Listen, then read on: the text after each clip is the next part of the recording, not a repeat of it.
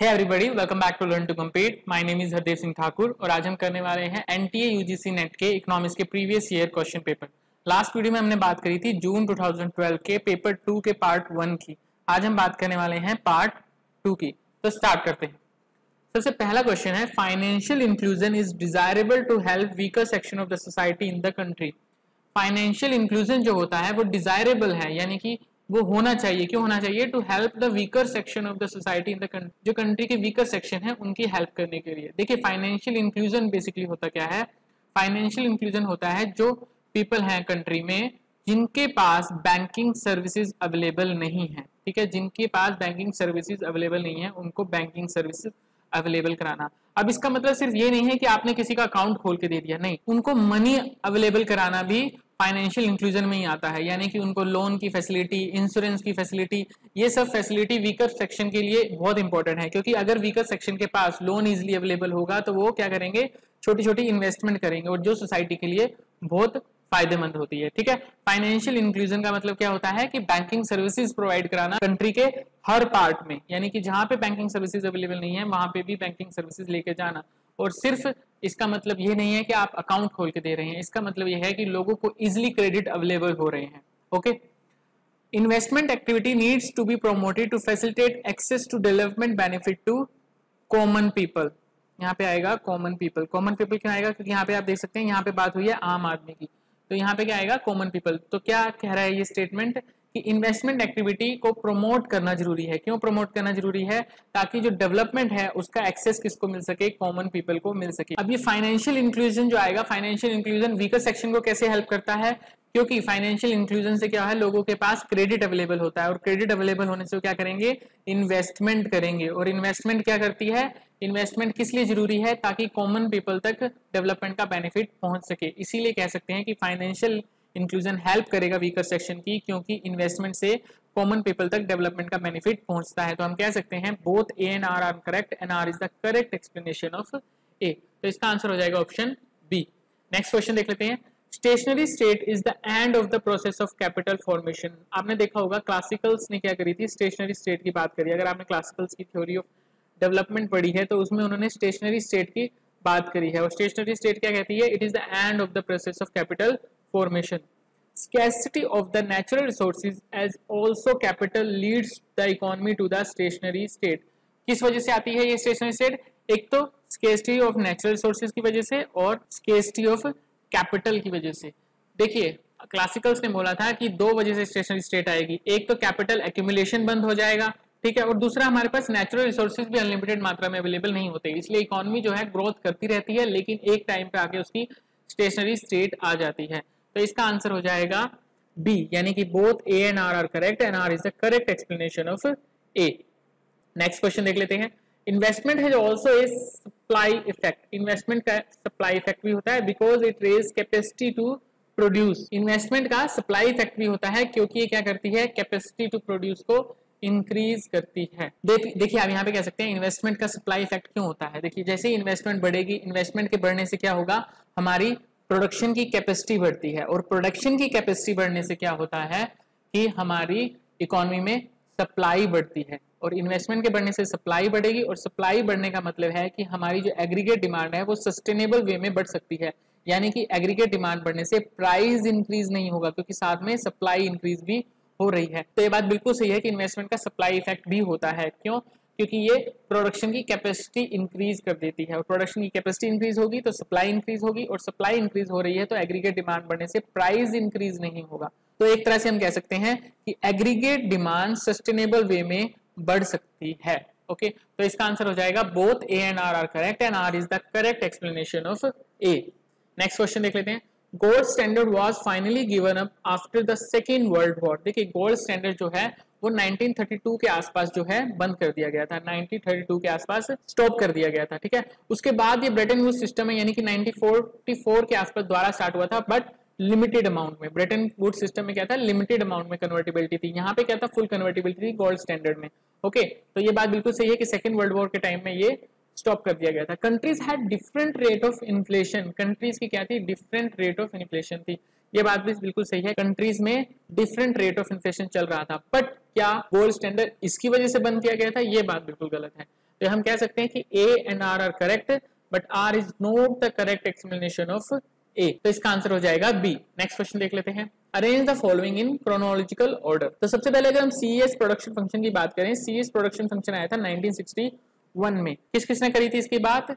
Arrow ने करी थी, चेनरी ने करी थी, सोलो ने करी थी, मिनहास ने करी थी। ठीक है, CS प्रोडक्शन फंक्शन 1961 में आया था। फिर उसके बाद आया ट्रांसलोक प्रोडक्शन फंक्शन, वो कब आया था? 1972 में आया था। कोप डॉगलस प्रोडक्शन फंक्शन बहुत पहले आ गया था, यानी कि 1928 में आ गया था। लॉ ऑफ वेरिएबल प्रोपोर्शन ये आ गया था इन सबसे पहले, लेकिन इसकी पर्टिकुलर डेट मुझे मालूम नहीं है। आप चाहे तो इसे एक बार गूगल पे जाके चेक कर सकते हैं, लेकिन ये इन दोनों तीनों से बहुत टाइम पहले आ चुका था। CS production function, Cobb Douglas production function, translog production function से बहुत टाइम पहले आ गया था लॉ ऑफ वेरिएबल प्रोपोर्शन। तो हम कह सकते हैं कि पहले नंबर पे ये आया था, दूसरे नंबर पे आया था कोप डॉगलस प्रोडक्शन फंक्शन, तीसरे नंबर पे आया था CS प्रोडक्शन फंक्शन और चौथे नंबर पे आया था ट्रांसलोक प्रोडक्शन फंक्शन। तो अब इसका आंसर हो जाएगा 4 2 1 3, 4 2 1 3, यानी कि इसका आंसर हो जाएगा ऑप्शन सी। नेक्स्ट क्वेश्चन देख लेते हैं। Consider the following scheme. In scheme को आपने बताना है कि क्रोनोलॉजिकल ऑर्डर में कौन स्कीम पहले आई थी, कौन सी बाद में आई थी। देखिए ये ES स्कीम है, एम्प्लॉयमेंट अश्योरेंस स्कीम, और ये आई थी 1993 में। तो ES आई थी हमारी 1993 में।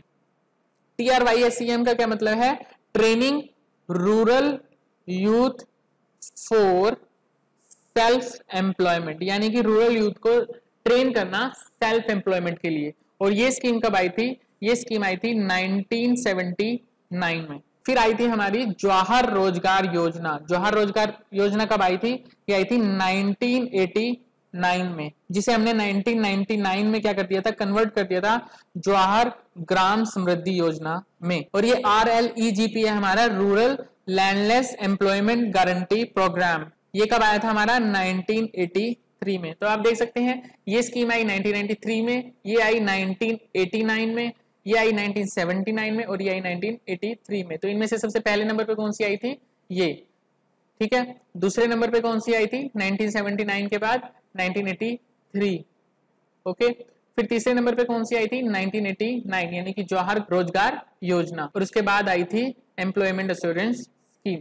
तो इसका आंसर हो जाएगा 2431। 24 यहाँ पे 13 है, 2431 डी। तो इसका आंसर हो जाएगा ऑप्शन 4, 2431। अब यहाँ पे एक चीज याद रखिए कि ऑफिशियल आंसर की में दिया हुआ है 2413, 31 की जगह उन्होंने 13 कर दिया गया है, यानी कि ये 1 जो है वो तो 1993 में आई थी, लेकिन इन्होंने कहा है ये जवाहर रोजगार योजना आई थी 1999 में। ये बिल्कुल गलत है। जवाहर रोजगार योजना जो आई थी, अगर आप इसे चेक करेंगे तो 1989 में आई थी। तो बेसिकली जवाहर रोजगार योजना एम्प्लॉयमेंट अश्योरेंस स्कीम से पहले आई थी। हाँ, जवाहर रोजगार योजना को हमने बाद में चेंज कर दिया था जवाहर ग्राम समृद्धि योजना में, जवाहर ग्राम समृद्धि योजना में। ठीक है, वो 1999 में हुआ था, लेकिन जवाहर रोजगार योजना पहले आई थी एम्प्लॉयमेंट अश्योरेंस स्कीम से, क्योंकि एम्प्लॉयमेंट अश्योरेंस स्कीम आई थी 1993 में। तो इसका आंसर होगा ऑप्शन डी। नेक्स्ट देख लेते हैं। Arrange the origin of money in a sequential order. देखिए ओरिजिन ऑफ मनी बताना है हमने सिक्वेंशियल ऑर्डर में, कैसे कैसे ओरिजिन ऑफ मनी हुआ था। देखिए अगर इसका आपको ईयर नहीं भी पता है तब भी आप इजिली निकाल सकते हैं। आपको पता है कि सबसे पहले कमोडिटी मनी आई थी, क्योंकि हम पहले क्या करते थे, चीजों के बदले में चीजें एक्सचेंज करते थे, जिसे हम बार्टर सिस्टम कहते थे। ठीक है, तो पहले नंबर पे तो यही आया होगा। दूसरे नंबर पे हमने सुना है पुराने समय में मेटल के कॉइन मिले थे, फिर ठीक है मेटल के कॉइन का यूज होना शुरू हुआ था, तो दूसरे नंबर पे ये आया होगा। फिर पेपर मनी आई होगी और चौथे नंबर पे चेक आया होगा, क्योंकि ऑफकोर्स नॉर्मल सी बात है चेक पेपर मनी से तो पहले आए नहीं होंगे। तो अगर बेसिकली अगर आपको इनके ईयर नहीं भी पता है तो आप बता सकते हैं कि कमोडिटी मनी पहले आई थी, यानी कि 3, फिर 2, फिर 4, फिर 1, 3 2 4 1। तो इसका आंसर यानी कि सी होना चाहिए। ये आप बिना ईयर के भी बता सकते हैं। अब आते हैं नेक्स्ट क्वेश्चन पे। Arrange the following theory in the chronological order. देखिए सबसे पहले आई थी क्वांटिटी थ्योरी ऑफ मनी, ये आई थी 1911 के आसपास। किसने दी थी? क्लासिकल्स में दी थी, हमने पढ़ा हुआ है इसके बारे में। ओके, फिर आई थी हमारी cash balance approach second number पे।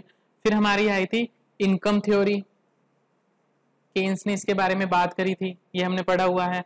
ठीक है, फिर आई थी रीस्टेटमेंट ऑफ क्वांटिटी थ्योरी, ये किसने दी थी? ये फ्रीडमैन ने दी थी, जो कि एक मॉनेटरिस्ट थे।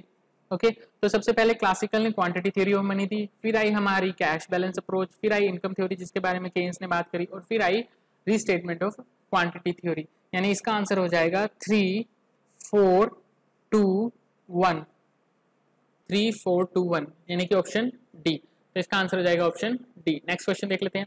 Identify the correct chronological order of the following classical economist. देखिए सबसे पहले हमें पता है कि एडम स्मिथ आए थे, तो इन्होंने चारों ऑप्शन में एडम स्मिथ दिया हुआ है। एडम स्मिथ के बाद कौन आए थे? रिकार्डो। तो कौन से ऑप्शन में रिकार्डो दिया हुआ है? सिर्फ सेकंड ऑप्शन में, तो यहाँ पे बी ऑप्शन वैसे ही करेक्ट हो जाएगा। लेकिन फिर भी हम देख लेते हैं कि रिकार्डो के बाद क्या आए थे? माल्थस आए थे, और माल्थस के बाद मिल आए थे। तो ये क्रोनोलॉजिकल ऑर्डर बिल्कुल सही दिया हुआ है, तो इसका आंसर हो जाएगा ऑप्शन बी। नेक्स्ट देख लेते हैं। The sequence process of Schumpeter model of development is. देखिए हमें पता है कि स्किम्पीटर ने क्या था? इनोवेशन थ्योरी दी थी, ठीक है। अब इनोवेशन में उसने किसकी बात करी थी? एंटरप्रेन्योर की बात करी थी। किसकी बात करी थी? एंटरप्रेन्योर की बात करी थी। तो उन्होंने क्या कहा था कि पहले क्या होगा? पहले जो सर्कुलर फ्लो चल रहा होगा वो इकोनॉमी में टूटेगा। कैसे टूटेगा? वो टूटेगा इनोवेशन की वजह से, ठीक है। अब जब इनोवेशन आएगी तो उससे क्या होगा? उसके बाद बैंक क्रेडिट अवेलेबल होगा, और बैंक क्रेडिट के बाद क्या आएगा? स्वैन लाइक क्लस्टर आएगा। तो यहाँ पे आप देख सकते हैं स्वैन लाइक क्लस्टर सबसे पहले दिया हुआ है, ये गलत है। सबसे पहले क्या होता है इकोनॉमी में कि सर्कुलर फ्लो ब्रेक होता है, ठीक है। और किसकी वजह से? इनोवेशन की वजह से, फिर बैंक क्रेडिट और फिर स्वैन लाइक क्लस्टर। तो इसका ऑप्शन बी ठीक हो जाएगा। यहाँ पे क्या दिया हुआ है इन्होंने? पहले इनोवेशन दिया हुआ है और बाद में बैंक क्रेडिट दिया हुआ है और उसके बाद ब्रेकिंग सर्कुलर फ्लो दिया हुआ है, ये गलत ऑप्शन हो जाएगा। फिर इसके बाद इन्होंने पहले बैंक क्रेडिट दिया है, फिर इनोवेशन दिया है, फिर स्वैन लाइक क्लस्टर दिया है और फिर ब्रेकिंग सर्कुलर फ्लो दिया, यानी कि सर्कुलर फ्लो सबसे लास्ट में दिया है। तो ये ऑप्शन भी हमारा गलत हो जाएगा। इसका आंसर हो जाएगा ऑप्शन बी। नेक्स्ट क्वेश्चन देख लेते हैं। Arrange the following theory in order in which they appeared. Absolute cost advantage theory आई थी हमारी 1776 में, ओके। तो ये सबसे पहले आई थी। फिर आई थी हमारी कंपैरेटिव एडवांटेज थ्योरी जो 1817 में आई थी, और उसके बाद आई थी हमारी फैक्टर एंडोमेंट थ्योरी जो 1919 में आई थी, और फिर आई थी लियोनटी पैराडॉक्स थ्योरी जो 1953 में आई थी। तो कौन से क्रोनोलॉजिकल ऑर्डर में आएंगे ये? पहले नंबर पे आएगा 2, दूसरे नंबर पे आएगा कंपैरेटिव कॉस्ट, तीसरे पे आएगा फैक्टर एंडोमेंट और चौथे पे आएगा लियोनटी पैराडॉक्स, यानी कि इसका आंसर हो जाएगा 2143। 2143 ऑप्शन सी हो जाएगा इसका करेक्ट आंसर। नेक्स्ट क्वेश्चन देख लेते हैं। Arrange the stages of economic growth in a sequential order. देखिए ये स्टेजेस ऑफ इकोनॉमिक ग्रोथ के बारे में हमने बहुत बार पढ़ा है। पहली स्टेज कौन सी है? Traditional society. सबसे पहले हम बात करते हैं ट्रेडिशनल सोसाइटी की। एरिस्टोटल ने जो 5 स्टेजेस ऑफ ग्रोथ दी थी उसमें सबसे पहली स्टेज थी ट्रेडिशनल सोसाइटी। दूसरी स्टेज कौन सी थी? Pre condition to take off. Pre condition to take off. Third stage कौन सी थी? Take off. फोर्थ स्टेज कौन सी थी? Drive to maturity. और फिफ्थ स्टेज कौन सी थी? Age of high mass consumption, ठीक है। पहली स्टेज थी ट्रेडिशनल सोसाइटी, दूसरी स्टेज थी pre condition to take off, third सी टेक ऑफ, और फोर्थ सी ड्राइव टू मैच्योरिटी, और फिफ्थ स्टेज थी age of high mass consumption. तो आपने यहाँ पे इसे सिक्वेंशियल ऑर्डर में लगाना है। यहाँ पे इन्होंने 4 ही स्टेज दी हुई हैं। तो पहली स्टेज कौन सी आएगी? Age of high mass consumption नहीं, ये तो बिल्कुल लास्ट स्टेज थी, यानी कि ये 5th स्टेज थी। अब क्योंकि यहाँ पे 4 ही स्टेज दी हुई है तो यहाँ पे ये 4th नंबर पे आ जाएगी। फिर ट्रेडिशनल सोसाइटी, ये तो ऑफकोर्स फर्स्ट स्टेज ही थी हमारी। फिर आएगी टेक ऑफ। टेक ऑफ यहाँ पे 3rd स्टेज थी, लेकिन यहाँ pre condition of take off नहीं दी हुई थी, इसलिए हम यहाँ पे 2nd स्टेज मान लेंगे। फिर ड्राइव टू मैच्योरिटी स्टेज थी, वो 3rd स्टेज हो जाएगी।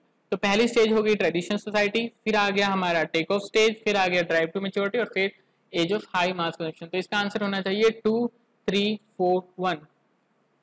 2 3 4 1 यानी कि ऑप्शन डी हो जाएगा इसका करेक्ट आंसर। नेक्स्ट क्वेश्चन देख लेते हैं।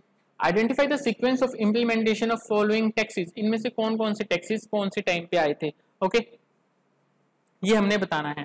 देखिए सबसे पहले हमें पता है लैंड रेवेन्यू टैक्स आया था। लैंड रेवेन्यू टैक्स क्योंकि हमें पता है कि हमारे एशियन टाइम में भी लगता था। ओके, तो बेसिकली देखा जाए तो अलाउद्दीन खिलजी ने भी लगाया था ये लैंड रेवेन्यू टैक्स।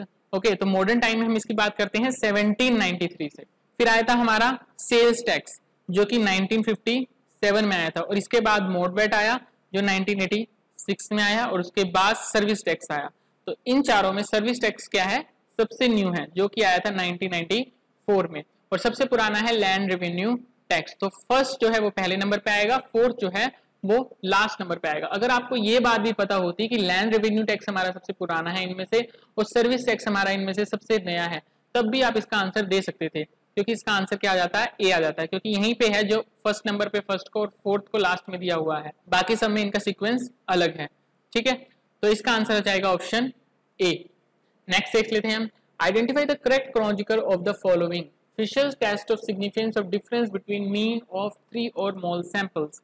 ये आया था 1930 में। फिर कैंडल्स पार्शियल रैंक कोरिलेशन आया था 1962 में, और Gosset's T test of significance between means of 2 sample आया था 1907 में। फिर chi square test of goodness fit आया था। अब यहाँ पे देखिए, यहाँ पे बहुत कंफ्यूजन वाली बात है। Chi square test of goodness of fit जो आया था वो 1900 में भी आया था और इस पे काम 1989 में भी किया हुआ था। तो अगर हम इसे 1900 माने तब हमारा आंसर आता है फर्स्ट नंबर पे ये, सेकंड नंबर पे ये, थर्ड पे ये और फोर्थ पे ये, यानी कि 4312 जो कि ऑप्शन में नहीं है। लेकिन अगर हम 1989 माने तब हमारे पास क्या आंसर आता है, फर्स्ट नंबर पे ये, सेकंड पे ये, थर्ड पे ये और फोर्थ पे ये, यानी कि 3124 यानी कि ऑप्शन ए। और इसका जो करेक्ट आंसर दिया हुआ है वो ऑप्शन ए दिया हुआ है। तो आप एक बार चेक कीजिएगा इसे कि chi square test of goodness of fit कब आया था और इस पे किस किस ईयर में काम हुआ है। जहां तक मेरा मानना है कि 1900 में chi square of goodness of fit आया था, लेकिन उसके हिसाब से जो ऑप्शन बनते हैं वो हमारे क्वेश्चन में नहीं दिए हुए। तो प्लीज एक बार इस क्वेश्चन को जरूर चेक कीजिएगा। नेक्स्ट क्वेश्चन देख लेते हैं, behaviour theory of the firm. Behaviour theory of firms की बात किसने करी थी, उसकी बात करी थी स्टुअर्ट एंड मार्क ने। यहाँ पे मार्क गलत दिया हुआ है, यहाँ पे ये मार्च था, ठीक है, इसे करेक्ट कर लीजिएगा। तो बिहेवियर थ्योरी ऑफ फर्म की बात करी थी स्टुअर्ट एंड मार्च ने। Marginal productivity theory of distribution की बात करी थी जेबी क्लार्क ने। डबल क्राइटेरिया वेलफेयर की बात किसने की थी, स्किटोस्की। और इम्पॉसिबिलिटी थ्योरम की बात किसने की थी, केनेथ एरो ने। तो इसका आंसर हो जाएगा 2143 यानी कि ऑप्शन ए। नेक्स्ट क्वेश्चन देख लेते हैं, new classical economics. New classical economics कौन है, रॉबर्ट लुकस, जिनके बारे में हम रैशनल एक्सपेक्टेशन थ्योरी भी पढ़ते हैं। जब हम फिलिप्स कर्व पढ़ते हैं तो वहां पे रैशनल एक्सपेक्टेशन की बात भी हम करते हैं। तो वो कौन थे, न्यू क्लासिकल इकोनॉमिक्स थे। परमानेंट इनकम हाइपोथेसिस, अब ये किस भाई साहब ने दी थी, मिल्टन फ्रीडमैन ने। Multiple effect of balance budget, इसकी बात किसने की थी, टीएच हैविल्मो ने। न्यू केन्शियन इकोनॉमिक्स, इसकी बात किसने की थी, एन ग्रेगरी मैनक्यू। तो इसका आंसर हो जाएगा ऑप्शन 2413 यानी कि ऑप्शन सी इसका आंसर हो जाएगा। नेक्स्ट क्वेश्चन देख लेते हैं, इनविजिबल हैंड, ये हम क्लासिकल में बहुत पढ़ते हैं। इनविजिबल हैंड की बात सबसे पहले किसने करी थी, एडम स्मिथ ने। Okay, warrior night, warrior night की बात की थी स्कूम्पीटर ने। स्कूम्पीटर ने क्या कहा था कि धीरे धीरे एंटरप्रेन्योर का काम जो है वो कम हो जाता है। धीरे धीरे क्या होता है, एंटरप्रेन्योर की पोजीशन जो है वो लोअर हो जाती है और वो सिर्फ एज ए वॉरियर नाइट ही रह जाते हैं। तो ये बात किसने की थी, स्कूम्पीटर ने की थी। PQLI यानी कि physical quality of life index किसने दिया था, मॉरिस डी मॉरिस ने। और सरप्लस वैल्यू किसने बात करी थी, कार्ल मार्क्स ने। तो इसका आंसर हो जाएगा 2341 यानी कि ऑप्शन बी। नेक्स्ट क्वेश्चन देख लेते हैं, 4 सेक्टर मॉडल। 4 सेक्टर मॉडल एक महान बंदे ने दिए थे जिसे हम महालनोबिस कहते हैं। क्रिटिकल मिनिमम एफर्ट थ्योरी, इसकी बात करी थी हमारी लेबेनस्टीन ने। ओके, बिग पुश थ्योरी देने वाले कौन थे, रोजेंटिन रॉडान। और theory of unlimited supply of labour, ये तो सबको बिल्कुल रटा पड़ा होगा कि अनलिमिटेड सप्लाई ऑफ लेबर की बात कौन करते हैं, आर्थर लुईस करते हैं।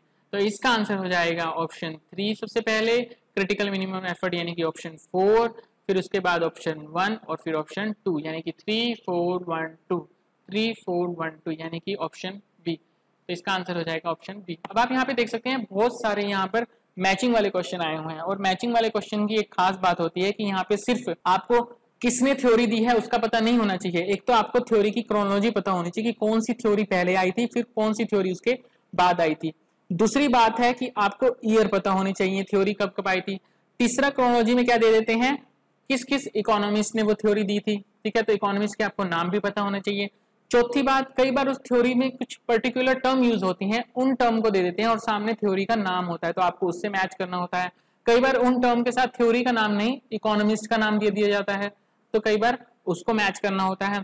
तो बेसिकली अगर आप इनमें से कोई दो थ्योरी भी आपको या अच्छे से पढ़ी होंगी आपने, तो आप इसका आंसर आप इजिली दे सकते हैं। तो मैचिंग वाले क्वेश्चन इसलिए हमारे लिए आसान हो जाते हैं। अब हम नेक्स्ट क्वेश्चन देख लेते हैं, फूड ग्रेन प्रोडक्शन। अब फूड ग्रेन प्रोडक्शन किससे रिलेटेड होगा? ऑफ कोर्स एग्रीकल्चर सेक्टर से रिलेटेड होगा। Level of prices, level of prices हम किस में चेक करते हैं? होलसेल प्राइस इंडेक्स में चेक करते हैं। इंडस्ट्रियल ग्रोथ, इंडस्ट्रियल ग्रोथ की बात कर रहे हैं, यानी कि हम इंडस्ट्री सेक्टर की बात कर रहे हैं। फिस्कल इंडिकेटर, फिस्कल इंडिकेटर क्या होते हैं? फिस्कल डेफिसिट, रेवेन्यू डेफिसिट, हमारा डेफिसिट कितना चल रहा है, ठीक है, हमारा सरप्लस कितना चल रहा है। तो यहाँ पे रेवेन्यू डेफिसिट है, वो क्या है? हमारा फिस्कल इंडिकेटर है। तो फूड ग्रेन वाले का क्या आंसर हो गया? Option 3। Level of prices option 4, industrial growth option 1 और फिर ऑप्शन 2। 3 4 1 2, 3 4 1 2 यानी कि ऑप्शन सी हो जाएगा इसका करेक्ट आंसर। नेक्स्ट क्वेश्चन देख लेते हैं, नेशनल एग्रीकल्चर पॉलिसी। देखिए ये पॉलिसी आई थी 2000 में और इसके बारे में आप जरूर पढ़िएगा, बहुत इंपॉर्टेंट पॉलिसी थी ये। मेरीन फिशिंग पॉलिसी ये आई थी 2004 में। Okay, new foreign trade policy ये भी आई थी 2004 में। Seven finance commission, seven financial commission आया था हमारा 1978 में। तो इसका आंसर हो जाएगा एग्रीकल्चर पॉलिसी 2000 यानी कि 3, मरीन फिशिंग पॉलिसी 2004 यानी कि 4, न्यू फॉरेन ट्रेड पॉलिसी 2004 यानी कि 1, सेवन पे कमीशन 1978 यानी कि 2। 3 4 1 2, यहाँ पे 3 4 1 2 नहीं दिया हुआ। अब अगर हम इस 2004 को एक्सचेंज करके देखें, क्योंकि हमें 2004 दो जगह इन्होंने दिया हुआ है, तो नेशनल एग्रीकल्चर पॉलिसी हमारा 2000 में यानी कि 3, मेरीन फिशिंग पॉलिसी इस बार इधर लगा के देखते हैं हम 1, न्यू फॉरेन ट्रेड पॉलिसी ये वाला 2004 लगा लेते हैं हम 4, सेवन फाइनेंस कमीशन हमारा 1978 में आया था। तो 3 1 4 2 ये इसका हो जाएगा करेक्ट आंसर। तो आप 2004 अगर इस पे लगाएंगे तो गलत हो जाएगा, यानी कि मरीन फिशिंग पॉलिसी को अगर हम इस पे 2004 लगाएंगे तो ऑप्शन गलत हो जाएगा, जो कि बेसिकली दिया ही नहीं हुआ इन्होंने ऑप्शन में। तो अब 2004 यहाँ पे लगा सकते हैं। तो 3 1 4 2 इसका आंसर हो जाएगा, यानी कि ऑप्शन डी। नेक्स्ट क्वेश्चन देख लेते हैं, गैट। गैट का काम किससे है? ट्रेड से, यानी कि हम फ्री ट्रेड की बात करेंगे इसमें। ओके, आईएमएफ का क्या काम है? मैनेजिंग बैलेंस ऑफ पेमेंट, यानी कि 1 की बात करेंगे हम 3 फिर 1। आईबीआरडी यानी कि वर्ल्ड बैंक किससे डील करता है? डेवलपमेंट फाइनेंस से, तो यानी इसका आंसर हो जाएगा 2। और UNO maintenance of peace among nation, United Nation Organization का क्या काम है? Maintenance of peace among nation, तो इसका हो जाएगा ऑप्शन 4। 3 1 2 4, 3 1 2 4 यानी कि ऑप्शन बी हो जाएगा इसका करेक्ट आंसर। नेक्स्ट क्वेश्चन देख लेते हैं, एडम स्मिथ। एडम स्मिथ ने किसकी बात की थी? एब्सोल्यूट एडवांटेज की। डेविड रिकार्डो, डेविड रिकार्डो ने किसकी बात की थी? कंपैरेटिव एडवांटेज थ्योरी की। ओहलिन ने किसकी बात की थी? फैक्टर एंडोमेंट की। और ट्रेविस ने अवेलेबिलिटी डॉक्ट्रिन की।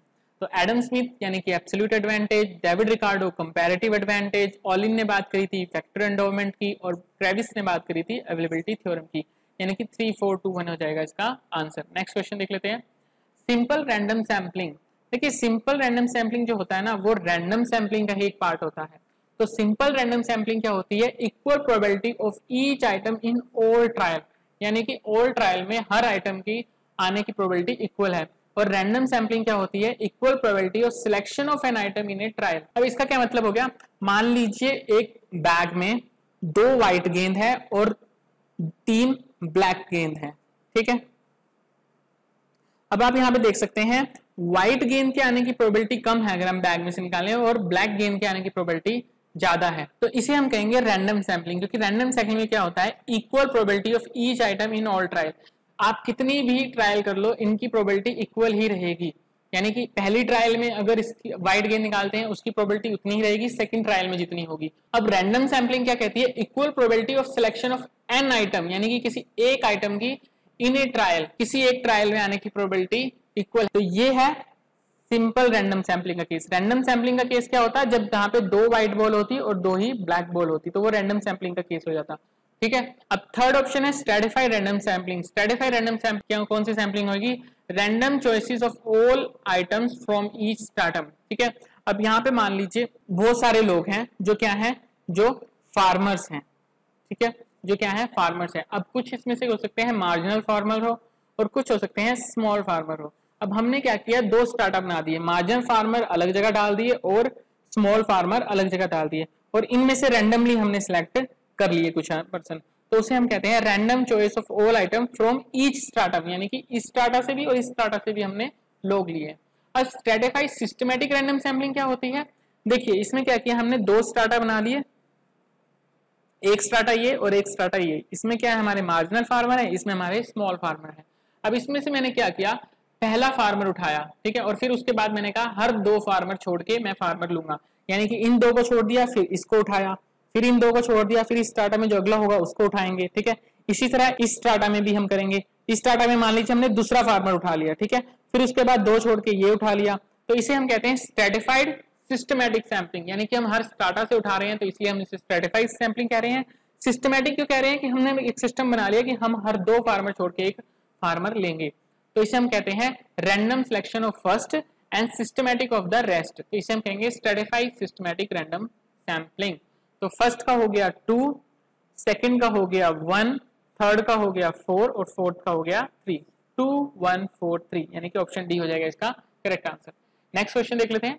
ISLM थ्योरी, ISLM थ्योरी किसने दी थी? Hicks and Hansen. Consumption ratchet, ratchet fact की बात किसने करी थी? James Duesenberry. इन्होंने अपनी रिलेटिव इनकम हाइपोथेसिस में कंजम्पशन रैचेट की बात की थी। Life cycle hypothesis, life cycle hypothesis किसने दी थी? फ्रैंको मोडग्लानी।